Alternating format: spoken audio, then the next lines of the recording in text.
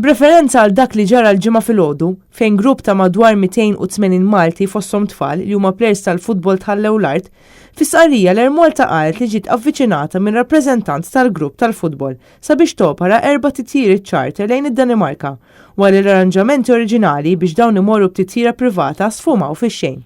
L-Ermolta sostniet li hija pruvat minn kollox biex tissodisfa din it-talba li kienet tinkludi 8 titjiriet, 4 bil-passiġġieri u 4 titjiriet vojta. Iżda sfortunatament ma kellix il-kapaċità tal-flotta disponibbli għal dan is-servizz. Wara dak li ġara aktar kmieni din il-ġimgħa, l-organizzaturi tal-klabs tal-futbol baqgħu f'kuntatt mal-persuna li kienet qed tieħu ħsieb din it-titjira, Ġofre Mallija, sabiex ikunu assigurati li t-titjira se sseħħ. Jirriżulta li sal-ħamis stess Mallija baqa' jassigurhom li kollu se jimxi kif ippjanat.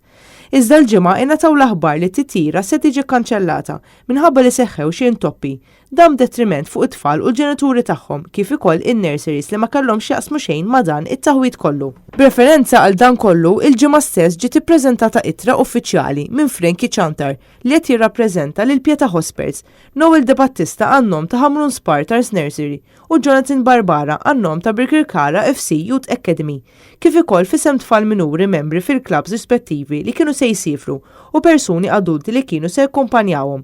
Dan kollha qed interpellaw lil Ġofre Mallija u l-persuni involuti biex jimxu mal-obbligi tal-kuntratt li daħlu għalih. It-tali kuntratt li kien sar kien rigward titjira lejn id-Danimarka għal skop ta' turnament tal-futbol.